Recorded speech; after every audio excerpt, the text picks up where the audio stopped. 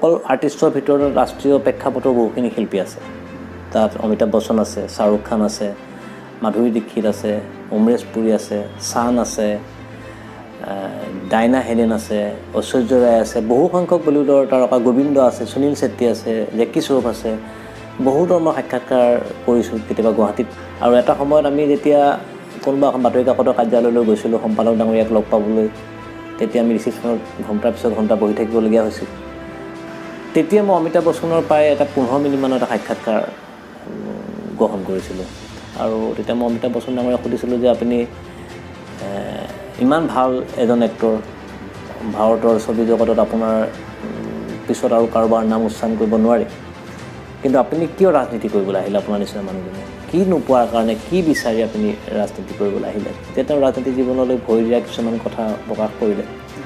আৰু তেতিয়া অমিতাভ বচ্চনে মোক কৈছিল এটা কথা, সেই কথাটো আচলতে খুব মনত থাকিবলগীয়া কথা আৰু অসমৰ ৰাইজৰ বাবে এটা খুব গুৰুত্বপূৰ্ণ কথা, যে মই ৰাজনীতি কৰিবলৈ গৈছিলোঁ, কিন্তু এটা সময়ত মই অসমৰ মানুহৰ কাৰণে মই ৰাজনীতি এৰি পেলাই মই পুনৰ ছবি জগতলৈ আহিলোঁ।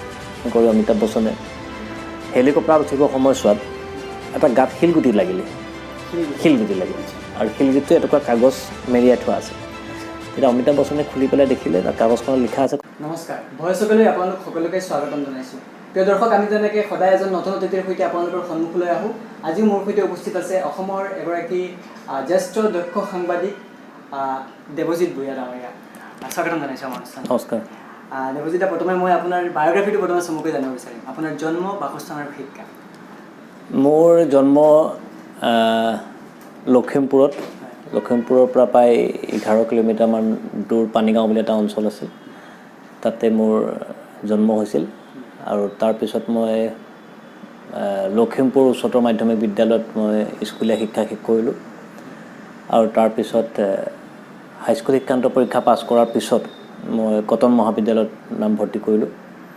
আৰু কটন মহাবিদ্যালয়ৰ পৰা মই উচ্চতৰ মাধ্যমিক, স্নাতক আৰু স্নাতকোত্তৰ MA ডিগ্ৰী লাভ কৰিবলৈ সক্ষম হ'লোঁ ৰাজনীতি বিজ্ঞান বিভাগত। এনেদৰে মোৰ শৈশৱ পাৰ হৈছিল লখিমপুৰত, কৈশোৰ জীৱন যৌৱন পাৰ হৈছিল মোৰ গুৱাহাটীত। যদি মই আপোনাক সুধোঁ যে আপুনি প্ৰথম সংবাদ মাধ্যমলৈ কেতিয়া আৰু কেনেকৈ আহিছে? সংবাদ মাধ্যমত আচলতে মই যেতিয়া কলেজত পঢ়ি আছিলোঁ, গুৱাহাটী কটন কলেজত যেতিয়া পঢ়া শুনা কৰি আছিলোঁ, তেতিয়াৰ পৰা মোৰ বাতৰি কাকতত পঢ়া শুনা কৰা বা দূৰদৰ্শন, তেতিয়া দূৰদৰ্শন আছিল, টেলিভিশ্যন চেনেলসমূহ নাছিল তেতিয়া, অসমৰ ক্ষেত্ৰত কথা কৈছোঁ। তো সেইবিলাক চাই কিংবা বাতৰিবিলাক পঢ়ি পঢ়ি মোৰ সাংবাদিক হোৱাৰ খুব এটা মনত হেঁপাহ আহিছিলে। কিন্তু মোৰ কোনো ধৰণৰ তেনেকুৱা ইয়াৰ আগতে কোনো ধৰণৰ তেনেকুৱা সাংবাদিক হোৱাৰ কোনো ধৰণৰ মন নাছিল। কিন্তু যেতিয়া গুৱাহাটীত আহি ভৰি দিলোঁ, গুৱাহাটীত বিভিন্ন ক্ষেত্ৰত যেতিয়া আমি কটন কলেজত পঢ়ি থকা সময়ছোৱাত বহুকেইগৰাকী অসমৰ জ্যেষ্ঠ সাংবাদিকক বা সম্পাদক ডাঙৰীয়াক আমি ঘনিষ্ঠভাৱে লগ পাইছিলোঁ। লগ পাই তেওঁলোকৰ লগত কথা পাতি, তেওঁলোকৰ লগত বিভিন্ন স্থানলৈ গৈ সাংবাদিকতাৰ বৃত্তিটোৰ প্ৰতি এটা খুব আকৰ্ষণ বৃদ্ধি পালে।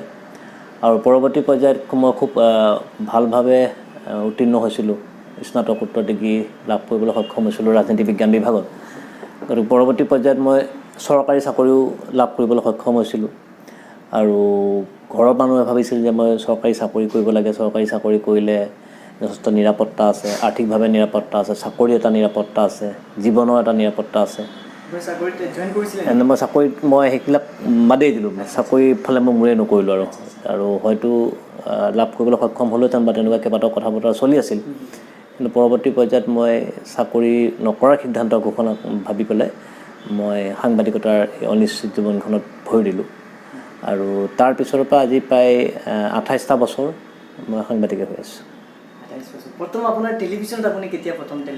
প্ৰথম মই টেলিভিশ্যনত কাম কৰিছিলোঁ 1995ত। 1995ত যেতিয়া মই কটন কলেজত পঢ়ি আছিলোঁ, উচ্চতৰ মাধ্যমিক পাছ কৰাৰ পিছত মই কটন কলেজত নামভৰ্তি কৰি পেলাই তেতিয়া মই স্নাতকোত্তৰ MA পঢ়ি আছিলোঁ মই কটন কলেজত। তেতিয়া মই প্ৰথমবাৰৰ বাবে দূৰদৰ্শনত যেতিয়া যুৱ দৰ্শন বুলি এটা অনুষ্ঠান দিছিলে, যুৱ দৰ্শনী অনুষ্ঠান হৈছিলে, সেই অনুষ্ঠানত মই অসমৰ বিভিন্ন যিসকল শিল্পী আছিলে, শিল্পীবিলাকৰ মই সাক্ষাৎকাৰ গ্ৰহণ কৰিছিলোঁ। তেতিয়া প্ৰথম দূৰদৰ্শনৰ অফিচটো আছিলে, ষ্টুডিঅ' আছিলে আমাৰ মহেন্দ্ৰ মোহন চৌধুৰী চিকিৎসালয়ৰ ওচৰত পাণবজাৰত। আৰু তাৰপিছত এতিয়া আমাৰ জু ৰোডত তেনেকৈ মই 1995তে মই প্ৰথম টিভিত অনুষ্ঠান কৰিছোঁ। এতিয়ালৈকে আপোনাৰ দৌৰ চলি আছে। দেৱজিৎ ভূঞা, আজিৰ দেৱজিৎ ভূঞা হ'বলৈ কিমান ত্যাগ আৰু সংগ্ৰাম কৰিবলগীয়া হৈছে, কিমান ত্যাগ স্বীকাৰ কৰিবলগীয়া? যথেষ্টখিনি আচলতে ত্যাগ স্বীকাৰ কৰিবলগীয়া হৈছে। মই আৰম্ভণিতে কৈছোঁ যে মই পঢ়া শুনাত যথেষ্টখিনি ভাল আছিলোঁ, চৰকাৰী চাকৰি কৰিব পৰা মোৰ যোগ্যতা আছিল, কিন্তু সেইখিনি সকলোখিনি মই এৰাই আজিৰ পৰা 25-26 বছৰ আগৰ সাংবাদিকতাৰ জগতখনত মই ভৰি দিলোঁ। আৰু আজি সাংবাদিকতা জগতখনত যিটো এটা ফাইনেন্সিয়েল ছিকিউৰিটি আছে, আজিৰ পৰা 25 বছৰ বা 26 বছৰ আগত সেইটো ছিকিউৰিটি নাছিল।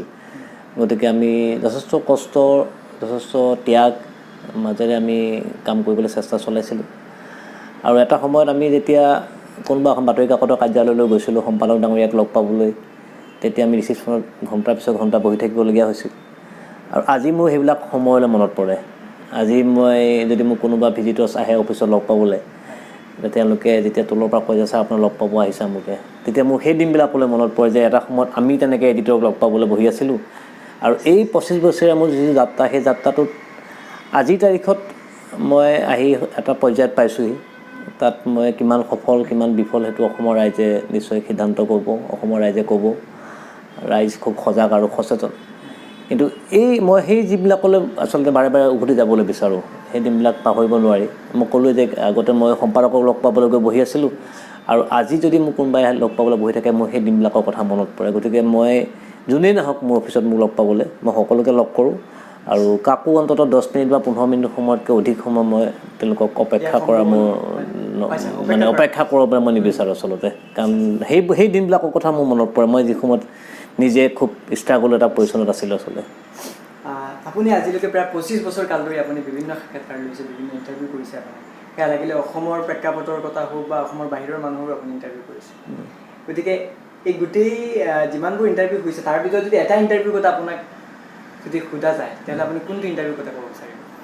যোনটো আপোনাৰ এই বিগত 28 বছৰত মই বহুখিনি ৰাজনীতিবিদেই হওক বা সাংস্কৃতিক জগতৰে হওক, অভিনেতা অভিনেত্ৰী বা ছিংগাৰৰ মই সাক্ষাৎকাৰ গ্ৰহণ কৰিছোঁ। আৰু এইসকল আৰ্টিষ্টৰ ভিতৰত ৰাষ্ট্ৰীয় প্ৰেক্ষাপটৰ বহুখিনি শিল্পী আছে। তাত অমিতাভ বচ্চন আছে, শ্বাহৰুখ খান আছে, মাধুৰী দীক্ষিত আছে, অমৰেশ পুৰী আছে, চান আছে, ডাইনা হেডেন আছে, ঐশ্বৰ্য ৰায় আছে, বহু সংখ্যক বলিউডৰ তাৰকা গোবিন্দ আছে, সুনীল ছেত্ৰী আছে, জেকি শ্ৰফ আছে। বহুতৰ মই সাক্ষাৎকাৰ কৰিছোঁ, কেতিয়াবা গুৱাহাটীত কৰিছোঁ, কেতিয়াবা বম্বেত কৰিছোঁ। আৰু অসমৰ জুবিন পাপনৰ পৰা আদি কৰি সকলোখিনি যিজন শিল্পীয়ে নাম মুখলৈ তুমি নোকোৱা কিয়, প্ৰত্যেকগৰাকী শিল্পীয়ে মই সাক্ষাৎকাৰ গ্ৰহণ কৰিছোঁ। তাত এটা সাক্ষাৎকাৰ মোৰ খুব মনত থাকি গ'ল, খুব বেছি সময়ৰ সাক্ষাৎকাৰ নহয়, এইটো 1995ৰ কথা। তেতিয়া মইতো প্ৰথম আৰম্ভ কৰিছিলোঁ। আৰম্ভ কৰি মই তেতিয়া বেংগলোৰ গৈছিলোঁ। বেংগলোৰত মিছ ৱৰ্ল্ড এটা কম্পিটিশ্যন হৈছিল। অমিতাভ বচ্চনে সেই কম্পিটিশ্যনটো পাতিছিল, ABCL অমিতাভ বচ্চন কোঅপাৰেটিভ লিমিটেডৰ আণ্ডাৰত। আৰু তাত তেতিয়া মই কোনো ধৰণৰ টিভিৰ লগত জড়িত নাছিলোঁ। মই দৈনিক অগ্ৰদূত পেপাৰৰ লগত প্ৰথম জড়িত হৈছিলোঁ। তেতিয়া টেলিভিশ্যন ছেটেলাইট চেনেলসমূহ নাছিল অসমত। তেতিয়া মই অমিতাভ বচ্চনৰ প্ৰায় এটা 15 মিনিটমানৰ এটা সাক্ষাৎকাৰ গ্ৰহণ কৰিছিলোঁ। আৰু সেই সময়ছোৱাত অমিতাভ বচ্চন ডাঙৰীয়া খুব ব্যস্ত আছিলে, যিহেতু তেওঁ নিজে এতিয়া ডাঙৰ ইভেণ্ট পাতিছে। অল অভাৰ ৱৰ্ল্ডৰ পৰা বহুত ডাঙৰ ডাঙৰ চেলিব্ৰিটি আহিছে, অল অভাৰ ৱৰ্ল্ডৰ গোটেই জাৰ্ণালিষ্ট আহিছে। তাৰ মাজতো মই যিহেতু ইনভাইটেড জাৰ্ণালিষ্ট আছিলোঁ, মই নৰ্থ ইষ্টৰ পৰা একমাত্ৰ জাৰ্ণালিষ্ট আছিলোঁ যি ইনভাইটেশ্যন পাইছিলোঁ অমিতাভ বচ্চনৰ পৰা সেই ইভেণ্টটোত চাবৰ কাৰণে বা যাবৰ কাৰণে। তেতিয়া 1995ত তেতিয়া অমিতাভ বচ্চনৰ এটা মই ইণ্টাৰভিউ কৰিছিলোঁ প্ৰায় 25-20 মিনিটমানৰ সময়, খুব কম সময়। কিন্তু কম সময় হ'ব পাৰে, কিন্তু অমিতাভ বচ্চনৰ নিচিনা এজন চেলিব্ৰিটিৰ লগত সাক্ষাৎকাৰ গ্ৰহণ কৰিব পাৰে 20 মিনিটতে বহুত ডাঙৰ সময়। তেতিয়া তেওঁ অসমৰ বিভিন্ন ধৰণৰ কথা মোৰ লগত পাতিছিল। আৰু তেতিয়া মই অমিতাভ বচ্চন ডাঙৰীয়াক সুধিছিলোঁ যে আপুনি ইমান ভাল এজন এক্টৰ, ভাৰতৰ ছবি জগতত আপোনাৰ পিছত আৰু কাৰোবাৰ নাম উচ্চাৰণ কৰিব নোৱাৰি, কিন্তু আপুনি কিয় ৰাজনীতি কৰিবলৈ আহিলে? আপোনাৰ নিচিনা মানুহজনে কি নোপোৱাৰ কাৰণে, কি বিচাৰি আপুনি ৰাজনীতি কৰিবলৈ আহিলে? তেতিয়া তেওঁ ৰাজনীতি জীৱনলৈ ভৰি দিয়া কিছুমান কথা প্ৰকাশ কৰিলে। আৰু তেতিয়া অমিতাভ বচ্চনে মোক কৈছিল এটা কথা, সেই কথাটো আচলতে খুব মনত থাকিবলগীয়া কথা আৰু অসমৰ ৰাইজৰ বাবে এটা খুব গুৰুত্বপূৰ্ণ কথা, যে মই ৰাজনীতি কৰিবলৈ গৈছিলোঁ, কিন্তু এটা সময়ত মই অসমৰ মানুহৰ কাৰণে মই ৰাজনীতিটো এৰি পেলাই মই পুনৰ ছবি জগতলৈ আহিলোঁ। তেতিয়া মই সুধিলোঁ আপুনি কি কাৰণে অসমৰ মানুহখিনিৰ বাবে আপুনি ৰাজনীতি এৰিবলৈ বাধ্য হ'ল তেতিয়া অমিতাভ বচ্চনে ক'লে যে নিৰ্বাচনতে প্ৰচাৰ চলাবলৈ আহিছিলে কংগ্ৰেছ দলৰ হৈ অসমত আৰু সেই সময়ত অসমত কংগ্ৰেছ দলৰ অৱস্থা ভাল নাছিল অসমত কংগ্ৰেছ দলৰ খুব বিৰোধ এটা ঢৌ গৈছিল তেতিয়া উজনি অসমৰ এটা নিৰ্বাচনী সভাত অংশগ্ৰহণ কৰি অমিতাভ বচ্চনে হেলিকপ্টাৰত উঠিব সময়ছোৱাত এটা গাঁত শিলগুটি লাগিলে আৰু শিলগুটিটো এটুকুৰা কাগজ মেৰিয়াই থোৱা আছিলে তেতিয়া অমিতাভ বচ্চনে খুলি পেলাই দেখিলে তাত কাগজখনত লিখা আছে কোনোবা অজান মানুহে দলিয়াই দিছে তেওঁ গালৈ তাত লিখা আছে যে আমি আপোনাক খুব ভাল পাওঁ কিন্তু আপুনি ৰাজনীতি কৰিবলৈ অসমলৈ নাহিব আপুনি চিনেমা কৰিবলৈ আহক আমি আপোনাক ৱেলকাম কৰিম কিন্তু আপুনি ৰাজনীতি কৰিবলৈ অসমলৈ নাহিব সেই কথাটোৱে অমিতাভ বচ্চনৰ অন্তৰ খুব চুই গ'ল যে যিখিনি মানুহে তেওঁ সভাৰ পৰা মানে মুৰ্দাবাদ ধ্বনি দি উলিয়াই দিছে সেই মানুহখিনিয়ে কৈছে যে আপুনি আমাক চিনেমা চাব বিচাৰোঁ আমি আপোনাক অভিনেতাই মানে ৰাজনীতি কৰা মানুহ হিচাপে চাব নিবিচাৰোঁ বিচাৰোঁ বুলি কৈছে তেতিয়া অমিতাভ বচ্চনে সেই কথাটো অন্তৰ খুব লাগি গ'ল আৰু তাৰপিছত তেওঁ ৰাজনীতি এৰাৰ কথাটো ঘোষণা কৰিলে গতিকে এটা খুব এটা ডাঙৰ এনাউন্সমেণ্ট সেই মোৰ সাক্ষাৎকাৰটোৰ পৰা অসমৰ ৰাইজে আচলতে গম পাইছিলে যে অমিতাভ বচ্চনে ৰাজনীতি কেলৈ এৰিছিলে আচলতে প্ৰিয় দৰ্শক আমি দেৱজিৎ ভূঞাদাৰৰ লগত আৰু এটা শ্ব' লৈ আহি আছোঁ আপুনি যদি আমাৰ নতুন দৰ্শক অনুগ্ৰহ কৰি চেনেলটো ছাবস্ক্ৰাইব কৰি কাষত নটিফিকেশ্যন বেলটো অন কৰি ল'ব আকৌ এটা খণ্ড লৈ আহি আছোঁ গতিকে মিছ নকৰিব প্ৰিয় দৰ্শক আজিৰ কাৰণে বিদায় লৈছোঁ নমস্কাৰ